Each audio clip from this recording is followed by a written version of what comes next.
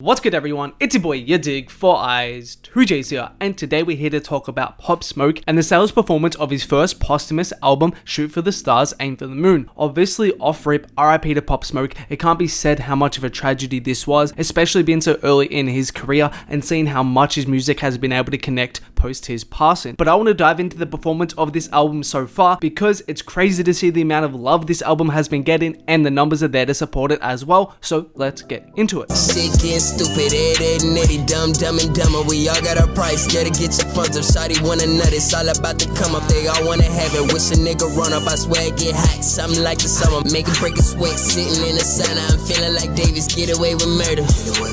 Move to Jamaica, Carter, Don Dada. Savage, way too fair, bitch like aesthetic. Keep the apparel. Okay, firstly, let's just back it up and set the scene. So Meet the Woo 2, the project of his before this, which was released before his passing in early February, sold 34k in its first week. And although these sales weren't particularly amazing or anything, at the time they were pretty good considering how much of a new artist he was. Because although songs like Welcome to the Party and Dior were released quite a bit before in April and July respectively, they really didn't start to gain traction until months later. For example, Welcome to the Party didn't chart on the Billboard Top 100 tracks at all, and secondly, Dior only breached the Top 100 after his passing. And since that happened, we've only seen Pop Smoke gain more and more popularity. So this kind of sets the scene for this album of his. And I know a lot of people online were a bit hesitant about the project because coming into it, there was a long-winded track list with a lot of features and people were wondering if it was going to be like the label kind of interfering with the album and just put in all these random people and songs that Pop would have never have wanted or something like that. But outside of a couple complaints, it seems that on the whole, they pretty much did it justice. So the album gets released and it's initially projected to do 175 to 195k off rip. However, it ends up smashing these initial projections with the final sales of the project being 240k in its first week with something like 58,000 pure sales, which is massive. And what's important to focus on here is how much it outdid its initial projections. This speaks to the quality of the project. This means that it came out and it was good enough to catch people's attention, spread by word of mouth, and gain popularity as the week went on. Sometimes we see the reverse effect where an album comes out and has high projections, but then the album is kind of mediocre, so you see the numbers kind of fade away by the end of the week, and that isn't a good sign. And on top of this, outside of all the other artists who have released albums this year, artists like Drake, Lil Baby, Future, Wayne, Nav, etc.,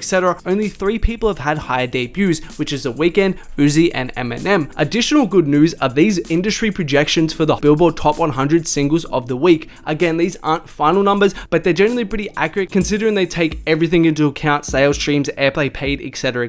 And Pop Smoke has 2 big debuts. As you can see, at number 6 he has For the Night, and at number 11 he has The Woo. Now the thing to focus on here is see his airplay numbers. Most people on this chart have anywhere from 50 to 70 mil for their airplay numbers. However, of course, because the project just came out, it hasn't really done the radio rounds right now. But having such high singles off the rip is always a good sign, and I'm interested to see what's going to happen airplay wise if the label is able to successfully push these to radio, because if that's the case, we could easily see him having a long-term mainstream hit single, which is always nice to have. Now so far, I've only been talking about the American numbers in the US market, which I tend to focus on. However, I did find this particular statistic really interesting, and this says right here that this album is the highest charting debut album by an international rapper in the UK in the past 17 years, since 50 Cent's Get Rich or Die Tryin'. Now this is interesting for 2 reasons. Number 1, 50 Cent is someone who we saw stand by Pop Smoke a lot when he was alive, and someone who was heavily involved in kind of putting together the project post his passing. And secondly, of course, it goes without saying, Pop Smoke's embrace of that London drill-esque sound and the success he was able to have with it off rip, and since his passing has opened up huge doors for multiple other artists to come out with similar sounds and have success because people were already tuned into what Pop Smoke was doing. So although it's not surprising to see him getting so much love in the UK like this, it is a bit of a testament to how authentic Pop Smoke was and the justice he was able to do it. Not to mention, outdoing 50 Cent during the Get Rich or Die Tryin' era is no small feat at all. 50 Cent was everywhere back then and had hits on hits.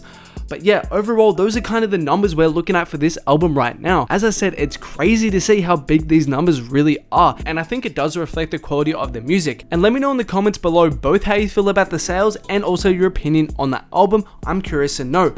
Also, before we finish this video, I want to give a couple quick shout outs from the Instagram. Big shout outs goes to Taking My Swag and AVI_Shacha for following me over on my IG. Always appreciate the love over there. If you guys don't follow your boy at yadiiiigg, make sure to go follow and show me some love. Also, like, subscribe, comment, turn on notifications, all that good YouTube stuff. You guys know the go, and there are more videos of mine on screen right now. Make sure to check them out if you haven't.